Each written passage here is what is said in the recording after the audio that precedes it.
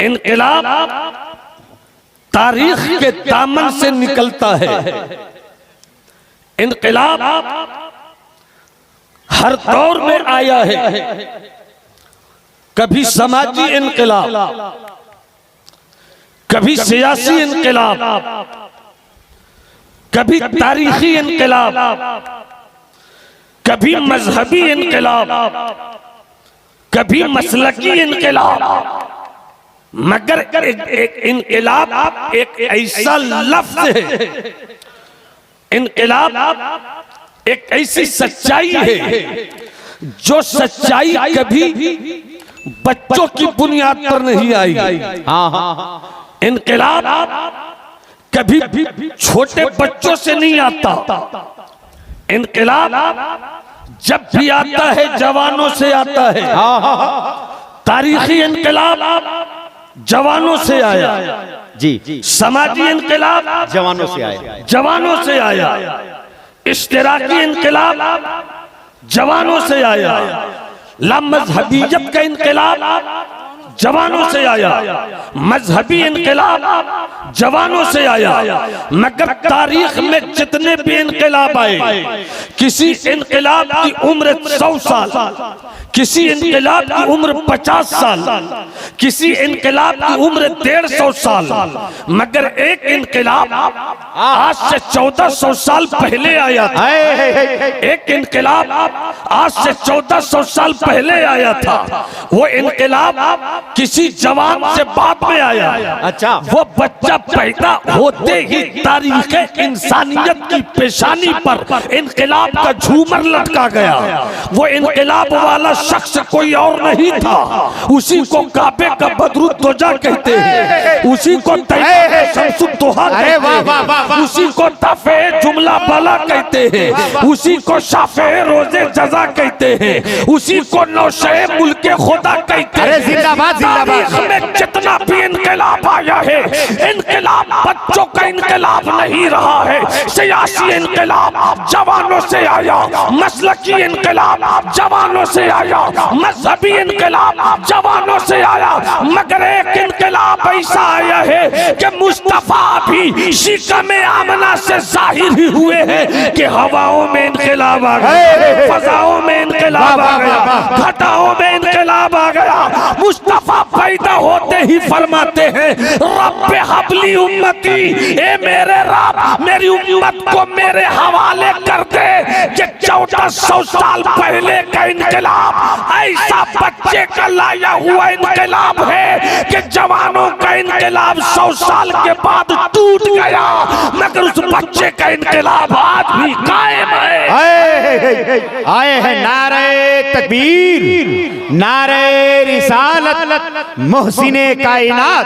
पूरा मजमा हाथ उठाकर बोले सुभान अल्लाह। किसी का हाथ झुका नहीं रहे। तुम्हें करबला के शहीदों की लहू की गर्मी का वास्ता है। पूरा मजमा हाथ उठाकर बोले सुभान अल्लाह। सुभान अल्लाह। जवानों, तुम अपनी हैसियत को समझो। उस मदीने वाले मुस्तफा का लाया हुआ मक्के का इनकलाब कभी तुम्हारी फिक्र नजर की तहलीज को सुनी नहीं होने देगा। कैसा इनकलाब था कि जिस इनकलाबी रसूल ने कहा था, तुम अपने मुआशरे में इनकलाब चाहते हो, अपने जवानों को बेदार करो। हदीस मुस्तफा का एक टुकड़ा मुझको इस वक्त याद आ रहा है। रफीक़े मिल्लत नकीब अहले सुन्नत रऊफ साहब, तवज्जो चाहो। आपकी फिक्रो नजर के खिरमन में अगर मेरी ये गुफ्तगू बिजली बनकर पहुंचे तो खिरमन फिक्रो नजर को जल जाने की इजाजत दे दीजिएगा।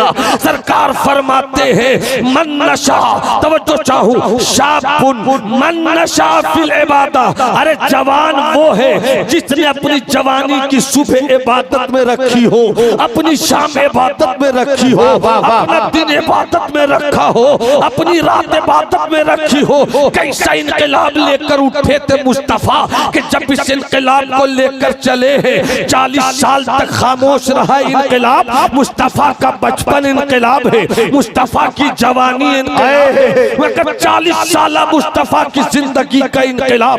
कितना खामोश इनकलाब था, कितना खामोश इनकलाब था। बचपन पेश कर दिया, लड़कपन पेश कर दिया, जवानी पेश कर दिया, 40 साल की जिंदगी पेश कर दिया।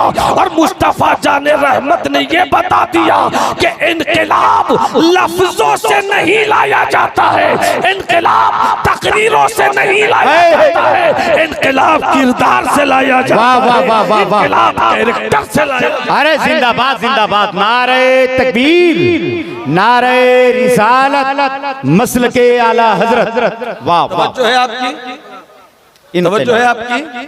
जितने लोग तवज्जो दे रहे हैं वो हाथ उठाकर बोले सुभान अल्लाह, सुभान अल्लाह। अहले इल्म की मोहब्बत के साथ मुस्तफा का इनकलाब। मुस्तफा का सिद्दीक ने हाँ कहा, हाँ। सिद्दीक जवान थे।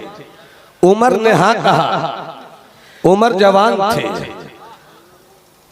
इनकलाब की तारीख एक मुस्तफावी बचपन से निकली है, मगर इस बचपन का जो तेवर है वो जवानों से आगे बढ़ा है। मुआशरे में वो मुआशरा जवान है जिसके जवान इनकलाबी होते हैं। जवान इनकलाबी नहीं हो कभी इनकलाब नहीं आएगा। न्यूटन का इनकलाब जवान इनकलाब, अच्छा, आइंस्टाइन का इनकलाब जवान इनकलाब, अरस्तु का इनकलाब जवान इनकलाब। पूरी दुनिया का इनकलाब जवानों से आया है। अब जवानों से आया है तो यहीं पर रुक कर एक बात, किरदार की हैसियत क्या है। अब एक बात सुनिए, एक बहुत बड़े इस्लामिक राइटर गुजरे हैं, नाम इब्राहिम नाजी है। इब्राहिम नाजी एक बार नॉर्वे गए। नॉर्वे यूरोप का एक ईसाई मुल्क है। आपको वहां पहुंचकर भूख लगी, आप एक होटल में गए। नॉर्वे ईसाई मुल्क का हर होटल ईसाइयत ज़दा। जब इब्राहिम नाजी गए, होटल के अंदर पहुंचे, भूख लगी हुई थी। पहले मेनू मंगवाया कि इसमें बेहतर खाना कौन सा है जो इस्लाम के शहजादों को खाने की इजाजत है। खाना मंगवाया, मगर जिस वक्त इब्राहिम नाजी नॉर्वे के ईसाई होटल में दाखिल हुए, उस होटल की अजीब हालत थी। हर तरफ आवारगी, अल्लाह, नंगापन, औरत और मर्द दोनों आपस मिलकर आवारगी की नई नई कहानियां लिख रहे हैं। बेहूदगी जारी है, खरमस्तियों का सूरज चढ़कर बोल रहा है। ऐसे मौके पर इब्राहिम नाजी, गौर से सुनना जवानों, जबकि हर तरफ आवारगी ही आवारगी, बेहूदगी ही बेहूदगी, जोड़ों के दरमियान चूमने और चाटने का सिलसिला जारी। ऐसे माहौल में इब्राहिम नाजी उस होटल में पहुंचे। होटल में पहुंचने के बाद मेनू मंगवाया।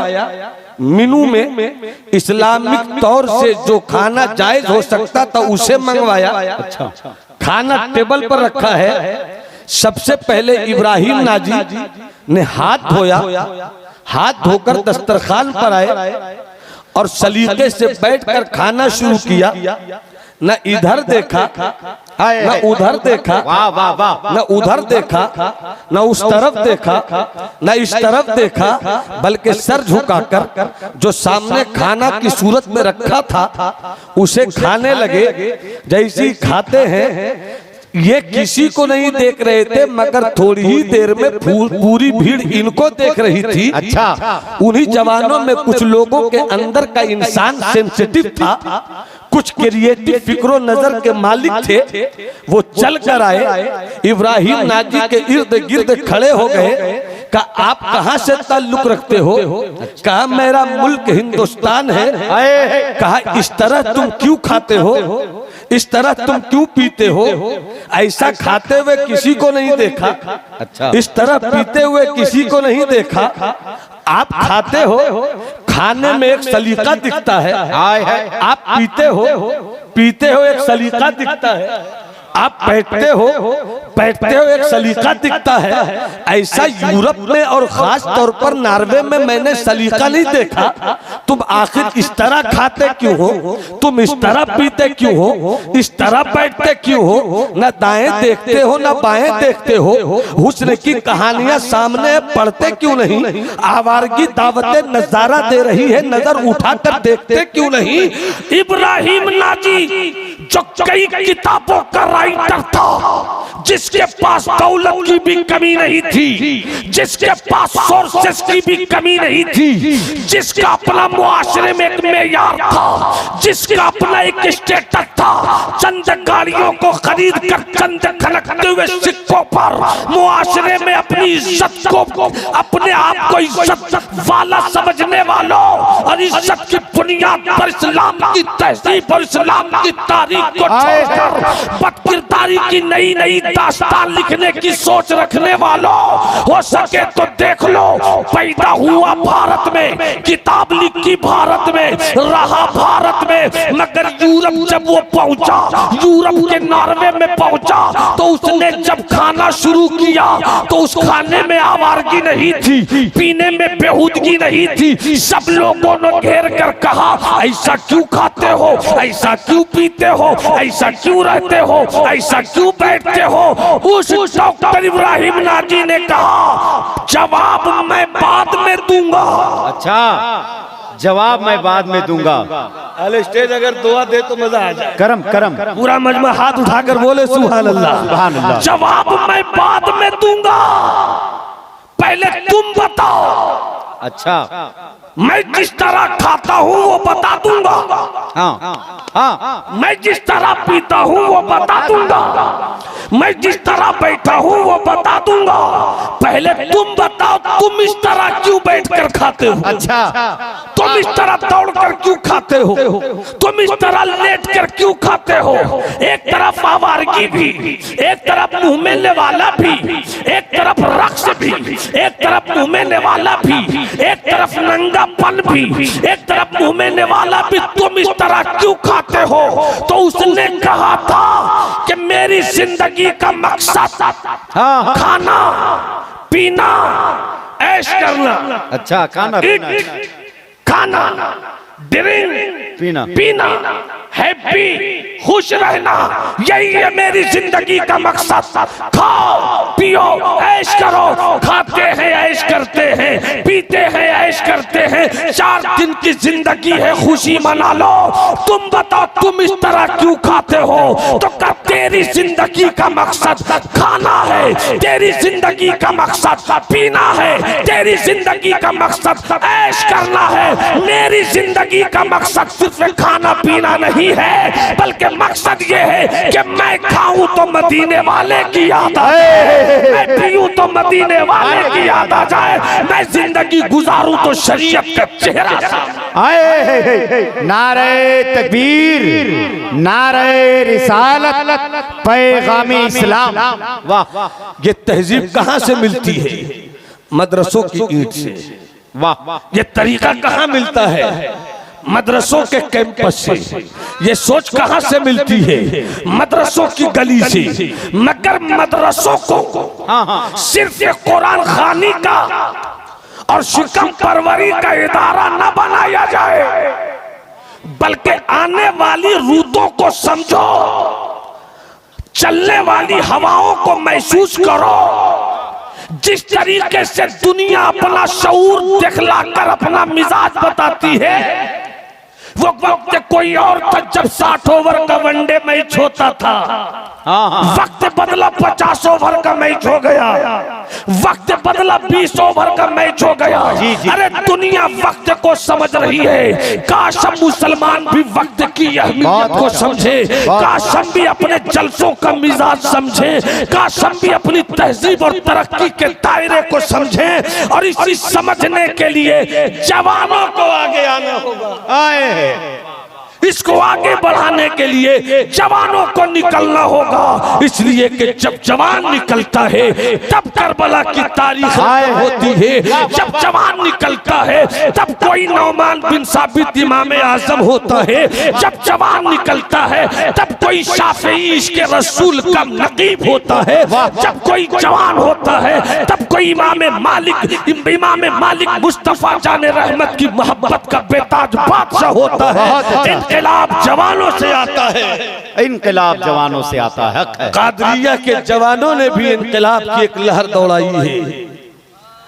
अलजामेतुल कादरिया के जवानों ने भी बदलती हुई रूतों को देखकर अपने इदारे की तामीर और तरक्की की तरफ पेशरफ्त की एक आवाज लगाई है। वाह वाह वाह, जवानों उठो।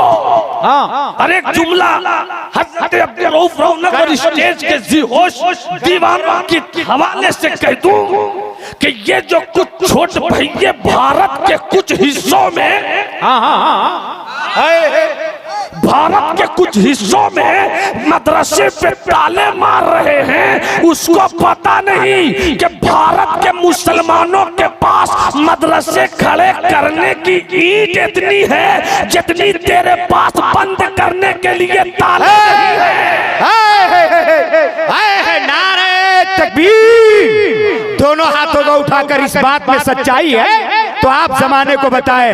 नारे तकबीर, नारे रिसालत, मसलके आला हजरत, ख्वाजा का हिंदुस्तान, हिंदुस्तान का सुन्नी मुसलमान, उसे मालूम है कि इस्लाम की अजमत के सूरज की निकली हुई रोशनी को छुपाने के लिए हमारी पूरी कोशिश होगी, मगर हमारी छुपाई हुई उस चादर को फाड़ने के लिए मदरसे के गरीब बच्चों के इल्म की कैंचियां काफी है। मदरसों की ईंट से निकले हुए लोगों ने इस्लाम की हिफाजत की है। मैं कभी कभी कभी मिजाज बन जाए तब बोलता हूँ, ये भारत 1857 से लेकर 1947 तक, तस्लीम बदरी बाबू आजकल आप दुआएं काफी ले रहे हैं, हम भी दुआ देते हैं। यकमन इल्म मेरा तहमन अक्ल बाया, जी जी जी जी जी, वाह। एक मन इल्म के लिए 10 मन अक्ल चाहिए। सही, इतना न बढ़ा पाकी ये दामा की हिकायत, दामन को जरा देख, जरा बंद कुबा देख, बड़े यूं ही बड़े नहीं होते। जी जी जी, बड़े यूं ही बड़े नहीं होते। पहले सीखने की उम्र है तो सीख लो, जब सिखाने का वक्त आएगा सिखा देना। और हमने तो बुजुर्गों की जूतियां सीधी करके जितना सीखा है तुम उतनी किताब पढ़कर भी नहीं सीख सकते। सही, नहीं सीख सकते हजरात। तो जो चाहो तस्लीम बाबू, करम 1857 से लेकर 1947 तक, टोटली 90 इयर्स ओल्ड, 90 साल तक हिंदुस्तान सोने की चिड़िया, तन के कोरों और मन के कालों के पंजे जुल्म इस्तिब्दाद में सिसकती रही। मगर ये जो हिंदुस्तान के मांग में आजादी का सिंदूर रखा गया है, डॉक्टर की कुर्बानी बाद में है, फलसफी की कुर्बानी बाद में है, जी, शायर की कुर्बानी बाद में है। सबसे पहले मदरसे की टूटी फूटी इमारत में बैठकर काल अल्लाह व काल रसूल के मैखाने इश्क से पीने वाले शराब मुस्तफा के गुलाम उलमाए किराम की कुर्बानी पहले है। हिंदुस्तान में जो अंग्रेजों के खिलाफ आजादी का बिगुल बजाया गया था वो बतले हुर्रियत फ्रीडम फाइटर हजरत अल्लामा फजल खैराबादी, जिन्होंने हिंदुस्तान की दिल्ली की शाही जामे मस्जिद से ये फतवा दिया था कि याद रखना फजले हक जेल जा सकता है मगर हिंदुस्तान की आजादी से समझौता नहीं कर सकता।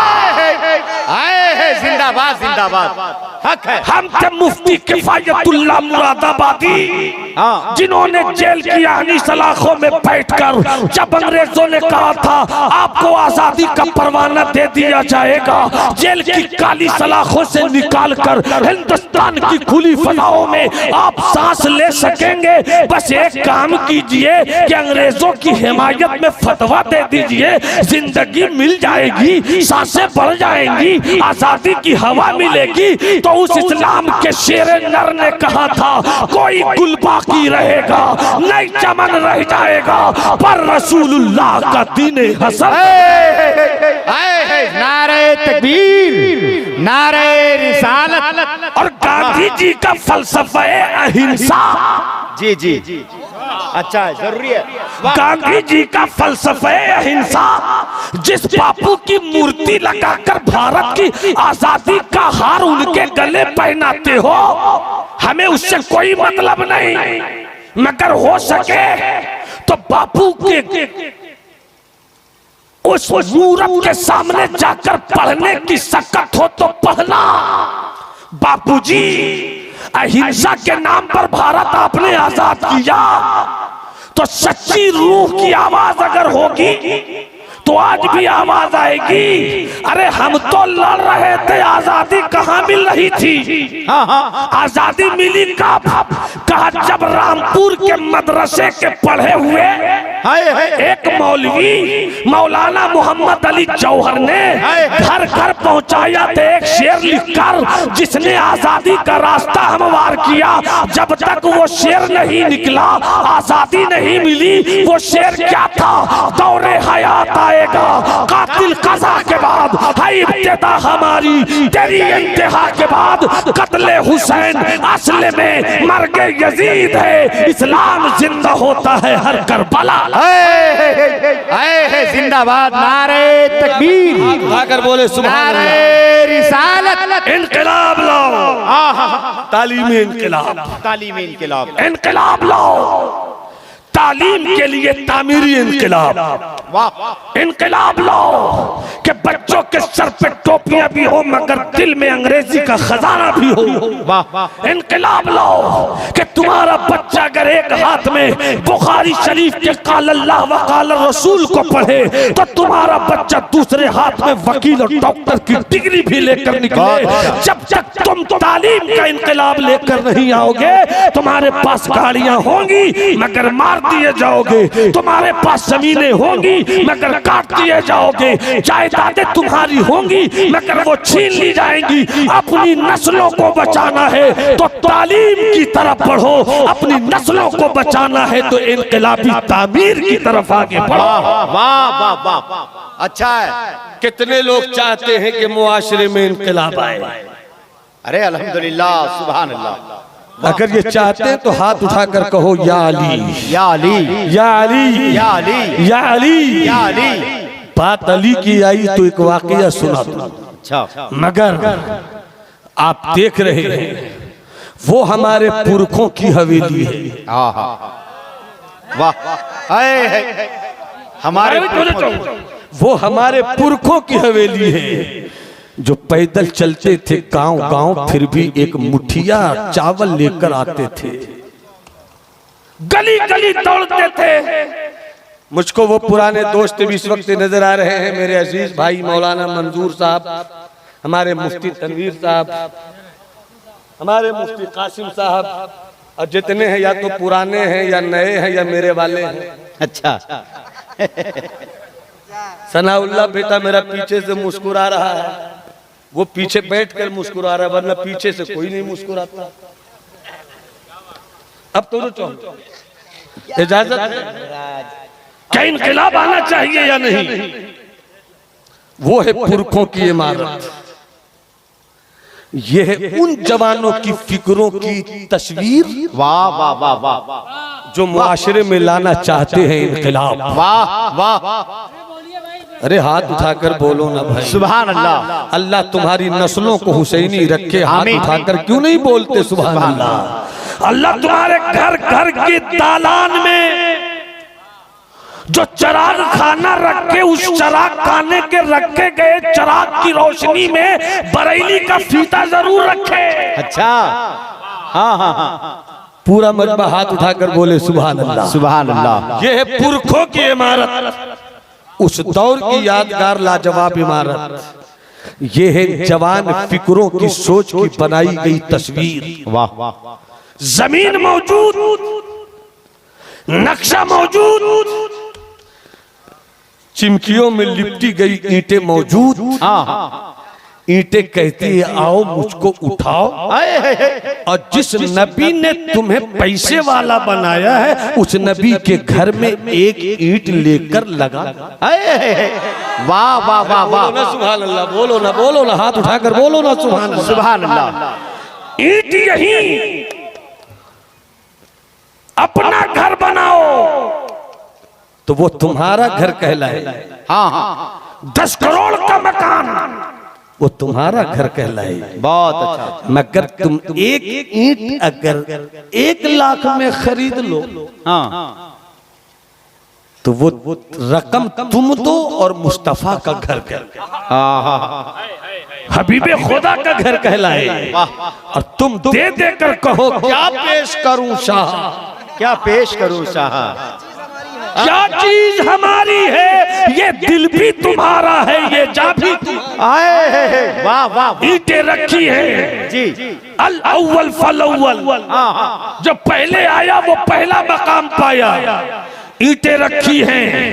मैं एक ऐसा जवान जो मुस्तफा जाने रहमत की नबूवत के महल का एक तेवर है सिद्दीक अकबर के रूप में। अल्लाह उसे सिद्दीक अकबर के फैजान से माला माल करे। आमीन। कोई जवान उठकर कहे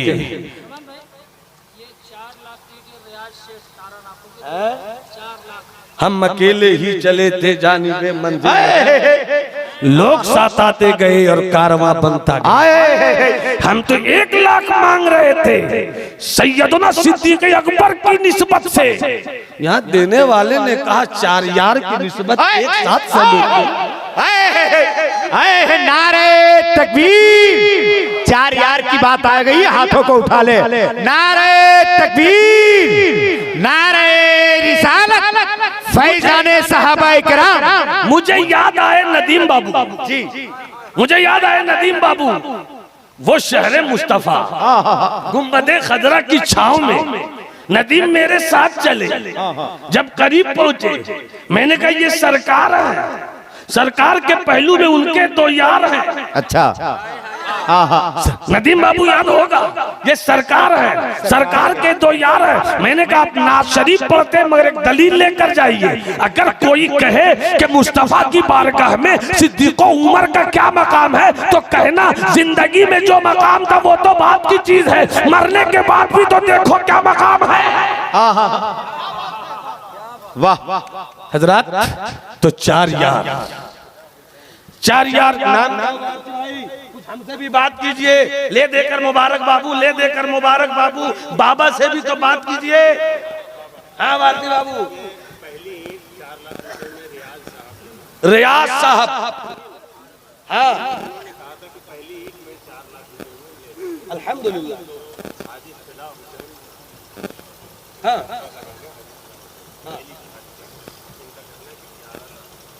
हाँ नारे तकबीर, नारे रिसालत, हाजी फिदा हुसैन। हम रियाजुल नारे तकबीर, नारे रिसालत और महले सुन्नत मसलक आला हजरत मदरसा दारुल कदरिया, मदरसा दारुल कदरिया, नारे तकबीर। अगर पूरा मजमा हाथ उठाते जो वारसी भाई ने चुपके से कहा मैं वो खुलकर पूरा मजमा हाथ उठाकर बोले या अली या अली या अली या अली या अली या अली। वारसी भाई ने मेरे कान में आकर कहा और मुबारक भाई भी सुन रहे थे कि रियाज भाई ने कहा कि पहली ईंट मेरी तरफ से 4 यार की मोहब्बत में लग जाए 4 लाख रुपया में, तो उधर से रियाजुल जन्नह की तलाश में निकले फिदा साहब। हाँ हाँ वाह और पहुंचे 11वीं वाले आका की निस्बत से। पहुंचे 11वीं वाले आका की निस्बत से। कहा हम जो बरेली से रास्ता चुनते हैं तो कादरी कर, कादरी रख, कादरियों में उठा बरेली वाले सरकार ताजु शरीया का दामन पकड़कर हम 11वीं वाले आका तक पहुंचे। जो 11वीं वाले का हो गया रियाजुल जन्नह, उसका हो गया 11 लाख रुपया साहब ने दिया।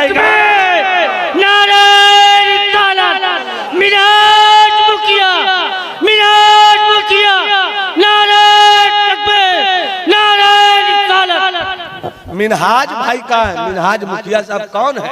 सुभान अल्लाह। चले भी आओ के गुलशन का कारोबार चले। यहाँ भी तुमने पुकारा है जाने हजरत। जो हजरत आपके गले में जो माला पड़ा था मैं चाहूंगा उधर अल्लाह सलामत रखे। एक आलिम के इस हार के सदके में हमेशा जीत मिले। आमीन आमीन। मुबारक। ये हमारे फिदा साहब के साहबजादे हैं, मिनहाज साहब किबला। बड़ा जिगर दिखाया है। वाह वाह वाह। अल्लाह इस जिगर के खून की गर्मी को सलामत रखे।